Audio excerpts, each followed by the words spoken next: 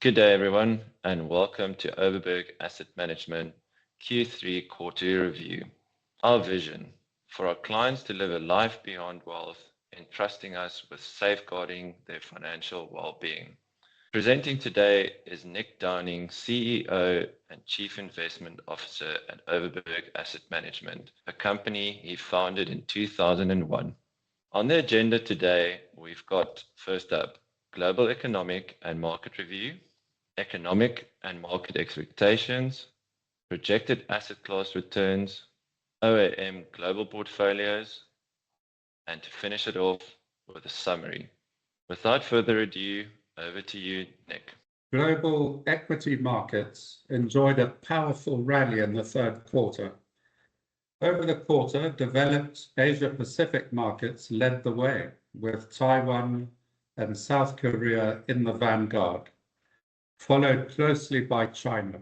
China's CSI 300 index produced a 17.9% return over the quarter. China's bull market is relatively new, with a Q3 gain making up the entire year-to-date return.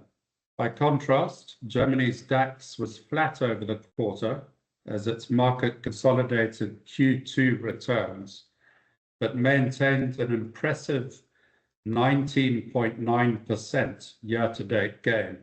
Japan's Nikkei 225 increased 11% in Q3 and 12.6% year-to-date. The UK index over the periods, respectively 6.7% and 14.4%, and the US S&P 500 by 7.8% and 13.7%. A weak dollar is especially beneficial for emerging markets.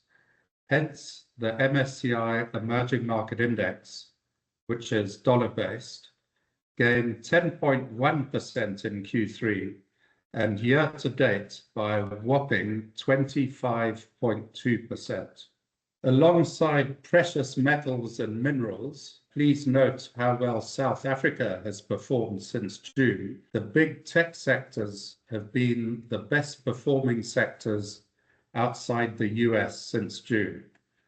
The performance of countries with large tech weighting has shone, notably Taiwan, South Korea, and China. The AI theme and US tech shares have retaken market leadership.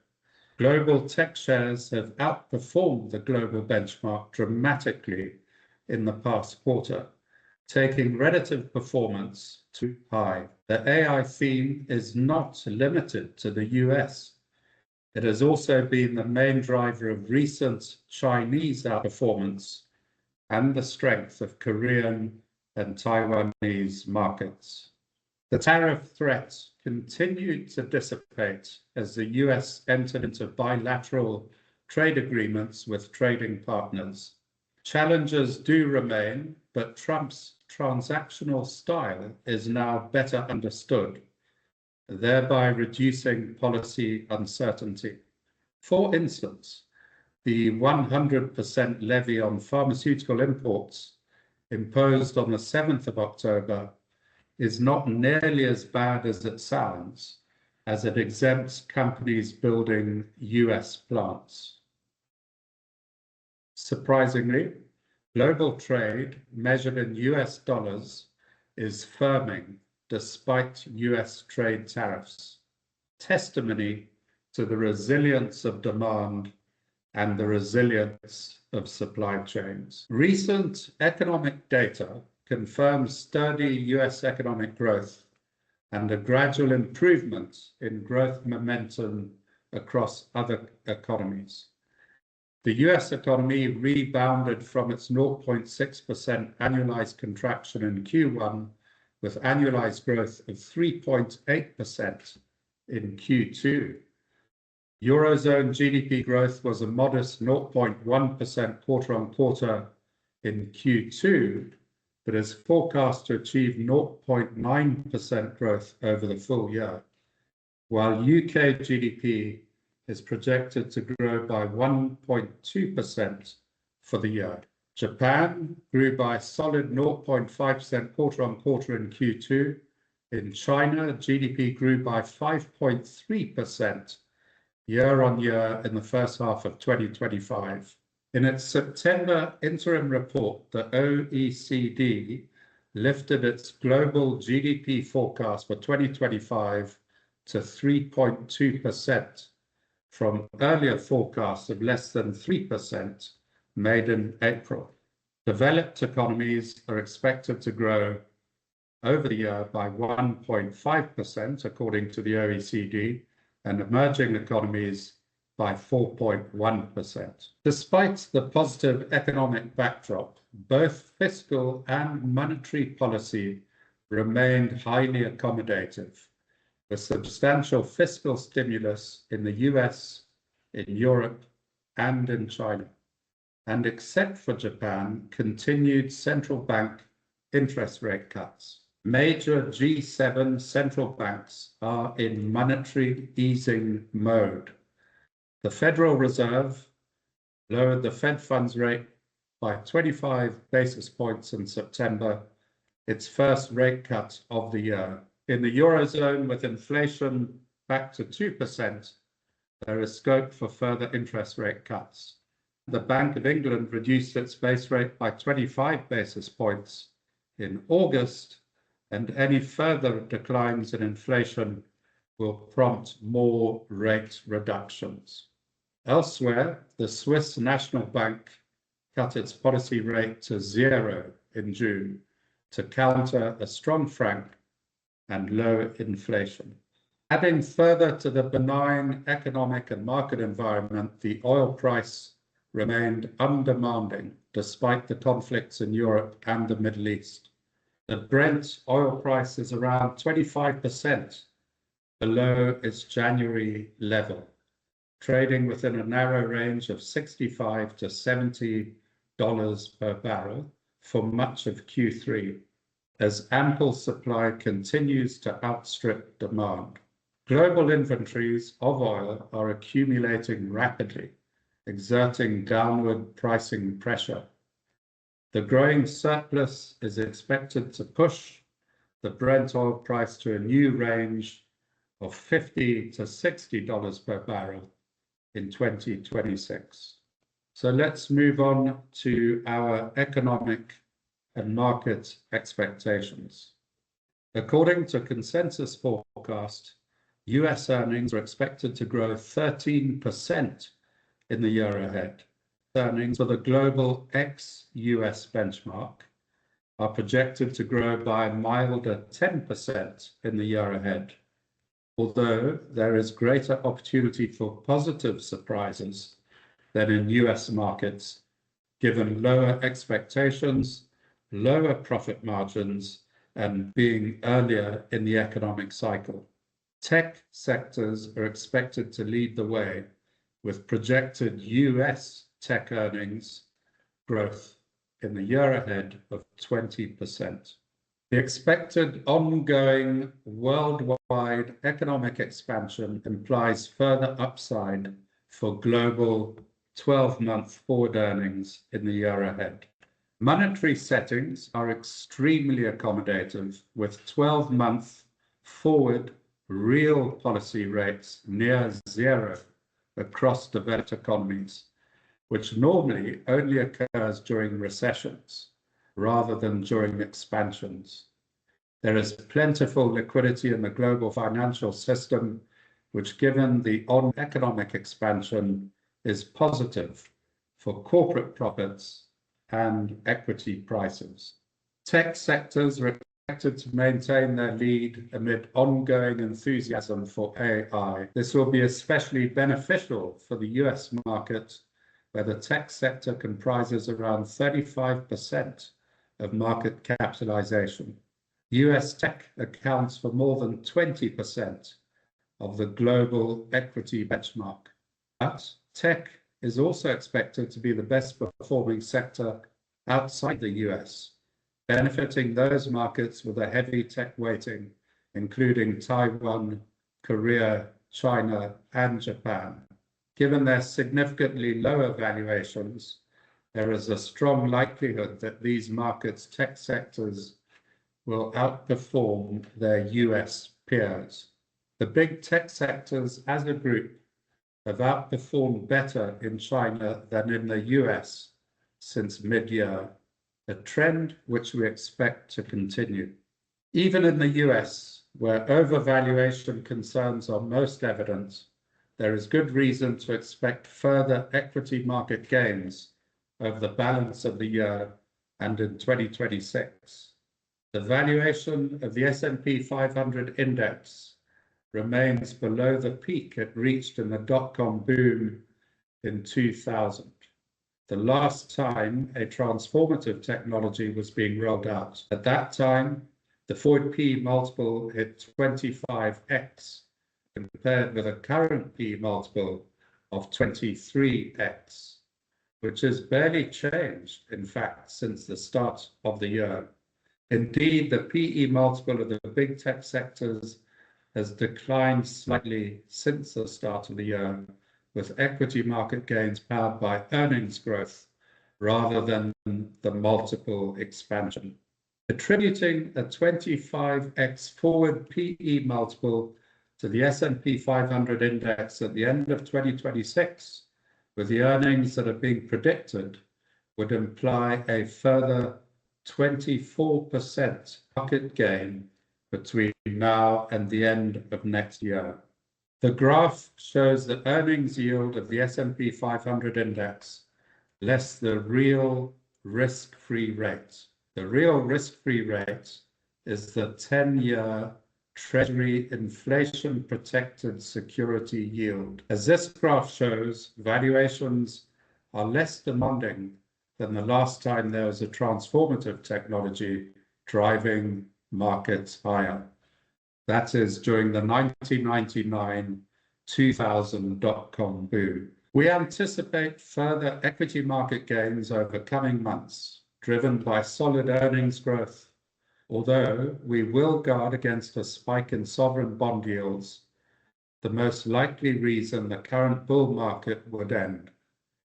Burgeoning fiscal deficits and government debt, not just in the US, but also in France and in the UK, could cause bond yields to surge at some point if there is a policy error. There is also worry that economic stimulus, normally reserved for recessionary conditions, is unnecessary in the current expansionary environment, which, together with a lagged tariff effect, may fan inflation. These risks could manifest themselves in sharply rising treasury bond yields and a subsequent repricing in equity markets, as occurred in 2022, when the all-important 10-year treasury bond yield reached cyclical highs. However, we do not expect sharply higher 10-year treasury bond yields to materialize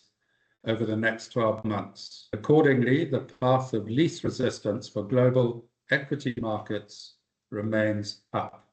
The treasury bond market would be at far greater risk if the Fed was tightening policy, as happened in 1999-2000 during the dot-com boom. The opposite is occurring today, with the Fed expected to cut the Fed funds rate by 100 basis points over the next 12 months.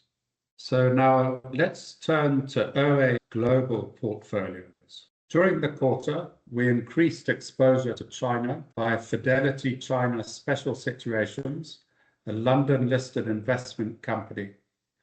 Political uncertainty in China has been pared back by government's more friendly approach towards the private sector, and especially towards the technology sector. Additionally, China is taking steps to address its well-flagged industrial overcapacity. Company profit margins should benefit if excess capacity is reduced. Another structural constraint is the lack of household expenditure, which is being addressed for the first time by tax subsidies on consumer loans aimed at boosting consumption. There are signs of gathering economic momentum and a bottoming out in the property market. The DeepSeek AI breakthrough was a seminal moment for China's technology sector and the economy's productivity growth generally. Portfolios are positioned to benefit from further tech sector outperformance. OAM's global portfolios have a see-through allocation to tech sectors of between 30 to 40%, depending on the risk profile of the portfolio. Just under 2/3 of the tech allocation is in the US, while the remainder is predominantly in Pacific Asia, China, Japan, South Korea, and Taiwan. There is also exposure to digital enablers in the UK, home to world-class multinational companies which trade at unwarranted discounts just because they happen to be listed in the UK. Tech exposure is across the market capitalization spectrum, including the mega cap tech stocks, but also including a large allocation to unlisted tech companies, which are nonetheless already at the profitable stage. Portfolios are well placed to benefit from a widening opportunity set following an extended period of concentrated return across US mega caps. Global portfolios have a sizable weighting to US equities, but in a range of 40 to 50%, depending on the risk profile of the portfolio, which is below the US weighting in the MSCI All-Country World Index, currently at an astonishing 64%. While the US equity market is expected to outperform between now and the end of 2027, it trades at a historically high premium to other markets, which suggests its performance will not last indefinitely. Economic growth in other regions, after long being overshadowed, is starting to catch up and converge with the US. The US portfolios have a significant weighting to the following regions. Number one, Europe, which is poised to repeat its Q2 outperformance, having consolidated its gains in Q3. The region is appealing for its gradually improving economy, monetary and fiscal stimulus, solid earnings growth, and attractive valuations at a more than 20% discount to the global benchmark. Number two, China, due to its structural reforms, heavy weighting to the tech sector, and cheap valuations, currently at a 35% discount to the global benchmark. The bull market in China is still at an early stage. And three, Japan, due to its reflation and corporate governance reforms, and as per our exposure to developed Asia-Pacific economies and China, due to its large weighting to tech sectors. While the Bank of Japan is the exception in tightening monetary policy, it is doing so gradually, and monetary settings are still accommodative. The end of a bull market does not come about as a result of high valuations. The end comes when there is a change in the supportive fundamentals which underpin a bull market. We are keeping a close watch on key potential risks, including faltering demand for AI, weakening economies, or renewed stress in the bond market, in particular the all-important US 10-year treasury bond yield. While keeping a close watch on key risk barometers, we are confident that markets have a far greater chance of rising than falling over the next 12 months, especially with the Fed poised to cut interest rates further despite an already expanding economy. For the foreseeable future, portfolios will remain positioned for growth. Further strong gains are predicted in global equity markets between now and the end of next year. The table from independent research firm Capital Economics shows the percentage equity index returns expected over the remainder of this year in 2026 and in 2027 in the major geographical regions and globally, and how they compare with the expected returns in developed market government bonds. All returns are shown in US dollars.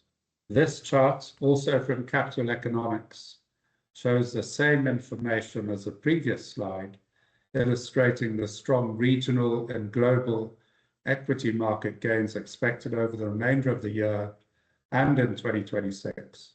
But as you can see, followed in 2027 by a period of consolidation, when the worst affected market is likely to be the US due to its extreme valuation premium to other markets. OAM has a long track record in managing global private share portfolios, going back to 2002. £100 sterling invested 22 years ago would now be worth over £500. It has not been a straight line. It is not timing the market that compounds investment returns, but staying patient and in the market. The annualized return in pounds sterling, net of all fees, is 7.37% over the past 22 years, and in rand terms, 9.73%. Asset allocation and global allocation is diversified across asset classes, regions, and currencies. It is an actively managed multi-asset class global portfolio. The balanced portfolio shows a similar trajectory, although due to its lower equity exposure, exhibits less volatility. The annualized return is in fact slightly above that of the global portfolio, which is surprising, but due to unusually strong returns in the bond market in the decade following the 2008-2009 global financial crisis. So, thank you for bearing with us. We are now turning to the summary. The pace of global expansion is picking up across the G7 and emerging market economies. 12-month forward earnings growth estimates are being revised higher, led by tech sectors. The world is awash with plentiful liquidity amidst widespread fiscal stimulus and monetary easing. Technology sectors are expected to continue outperforming, benefiting the US market and other markets that are heavily tech-weighted. Portfolio tech exposure is diversified geographically and across the market capitalization spectrum. US portfolio allocation is significant, but below its weight in the MSCI All Country World Index. OAM portfolios have significant allocations to non-US markets, where earnings expectations and valuations are less demanding. Finally, valuations are high, especially in the US, but they are not excessive. However, we are closely monitoring the most likely catalysts to derail the bull market. Warnings will be evident in the treasury bond market or in tech sector profitability, although there is currently no indication of either. Thank you, Nick, for that very insightful update. We would love to hear from you. Please email your questions to info@overberg.biz or contact your personal wealth manager. Thank you.